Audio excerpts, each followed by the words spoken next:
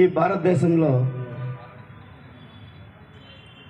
1000 సంవత్సరాలు పరిపాలించినటువంటి ముస్లింలు ఈరోజు బానిసల కన్నా హీనంగా చూడబడుతున్నారు సోదరులారా.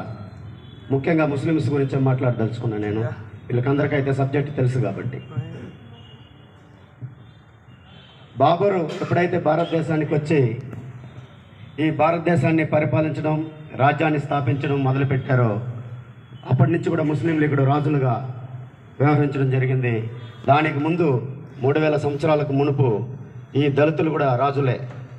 ఈరోజు బానిసల కన్నా కుక్కల కన్నా ఏనాతి ఏనంగా చూడబడుతూ కనీసం మనం తిండి పైన కూడా ఈ బీజేపీ ప్రభుత్వం ఆంక్షలు విధిస్తున్నటువంటి సందర్భంలో మనం గుర్తుంచుకోవాల్సింది ఏమంటే, కేవలం ముస్లింలే పార్టీ పెట్టుకున్న ఈ భారతదేశంలో గెలవలేరు, దళితులే ఒక పార్టీ పెట్టుకున్న ఈ భారతదేశంలో గెలవలేరు, కేవలం బీసీలే ఒక పార్టీ పెట్టిన ఈ భారతదేశాన్ని ఆ యొక్క అగ్రకులస్తులైనటువంటి మనవాదుల పార్టీలని మనం నెగ్గలేమనే ఉద్దేశంతో ఈ భారతదేశంలో కాంశీరామ్ గారు బహుజన సమాజ్ పార్టీ అనేటువంటి పార్టీని స్థాపించడం జరిగింది. సోదరులరా, దీన్ని మీరందరూ కూడా గుర్తించాలా.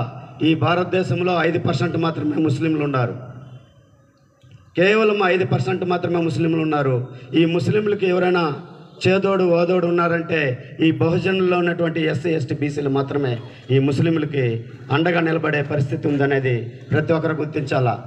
మీరు ఉత్తరప్రదేశ్ పరిస్థితులు మీరు గమనించినట్లయితే, ఉత్తరప్రదేశ్లో ముస్లిం సోదరులు చాలా ఎక్కువ జనాభా కలిగినటువంటి రాష్ట్రం అది. అక్కడ మన కుమారి మాయావతి గారు 100 టికెట్లని, ఎమ్మెల్యే టికెట్లని మన ముస్లిం సోదరులకు ఇస్తే ఒక్క సీట్లు కూడా మన ముస్లిం సోదరుని గెలవనీయకుండా ట్యాంపరింగ్ చేసి ఈ యొక్క మోడీ ప్రభుత్వం చాలా మోసపూరితంగా అక్కడ బీజేపీ నెగ్గడం జరిగింది. కుట్రపూరితంగా మన యొక్క సమాజం నుంచే కొందరిని అక్కడ పార్టీలని ప్రేరేపించి అక్కడ ముస్లింల ఓట్లని చీల్చడం, బహుజన సమాజ్ పార్టీకి చాలా ఇబ్బందులకు గురి చేయడం, ఇలాంటి చేయడం వల్ల ముస్లిం సోదరులు కూడా 100 మంది ఓడిపోవడం జరిగింది. ఈ చరిత్రలోనే ఎక్కడ కూడా ముస్లింలకి 100 టికెట్ ఇచ్చినటువంటి ఏ పార్టీ కూడా ఈ భారతదేశ చరిత్రలో ఎక్కడ లేదనేది మన ముస్లిం సోదరులు గుర్తించాలా. ముస్లిం సోదరులు ఎవరో కాదు, ఈ భారతదేశంలో ఉన్నటువంటి ఒకప్పుడు ఈ బహుజనులే అనేది కూడా మీరు గుర్తించాలా. మీరు ఎక్కడో అరబ్ కంట్రీస్ నుంచి వచ్చినటువంటి ముస్లింలు కానే కారు. ప్రియమైనటువంటి మా యొక్క రక్త సంబంధికులారా, మీరు ఒకప్పుడు ఈ భారతదేశంలో మాతో పాటు మా అన్నదమ్ముళ్ళు, మా రక్త సంబంధికులు అనేది విషయాన్ని మీరు గుర్తించుకోండి. ఎందుకంటే ఎప్పుడైతే ఈ భారతదేశానికి అరబ్ దేశాల నుంచి ముస్లింలు రాజులు వచ్చారో అప్పుడు ఇక్కడ ఉన్నటువంటి పరిస్థితులకి ఇబ్బందులకు గురయ్యి రాజులకు తలొగ్గో, లేదా ఇక్కడ పరిస్థితులు హిందువుల్లో ఉన్నటువంటి వివక్షతకు గురయ్యో ముస్లింలుగా కన్వర్ట్ అవ్వడం జరిగింది. మీరందరూ కూడా ఒకప్పుడు బీసీలుగానో ఎస్సీలుగానో ఎస్టీలుగానో ఉన్నటువంటి మా యొక్క రక్త సంబంధికులు అన్న విషయాన్ని మీరు మర్చిపోకండి. ముస్లిం సోదరులారా, మీరందరూ కూడా ఈరోజు గమనించండి. 200 సంవత్సరాలకు ముందు ఈ యొక్క బ్రిటిష్ ప్రభుత్వం వచ్చినప్పుడు ఏ విధంగానైతే క్రైస్తవులుగా మన యొక్క దళితులు, మన యొక్క బీసీలు, మన యొక్క ఎస్టీలు కన్వర్ట్ అయినారో అదేవిధంగా ఒక 500 సంవత్సరాలకు మునుపు మీరు కూడా ఈ సమాజం నుంచి కన్వర్ట్ అయినటువంటి మా సోదరులే.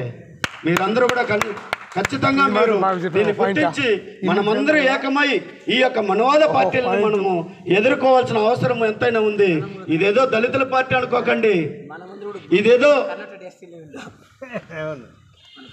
మీ ఎస్సీల పార్టీలు అనుకోకండి. మీది పార్టీ అది, మా పార్టీ అదే, అందరి పార్టీ కూడా మన అందరి పార్టీ.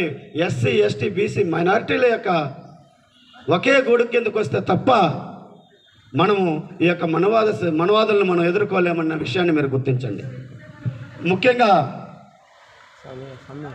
మీరు ఎప్పుడైతే మీరు ఈ యొక్క బహుజన సమాజ్ పార్టీకి వస్తారో మీకు ఈ యొక్క బహుజన సమాజ్ పార్టీలో మీకు సరైనటువంటి గౌరవము, మర్యాద అన్నీ కూడా ఇక్కడ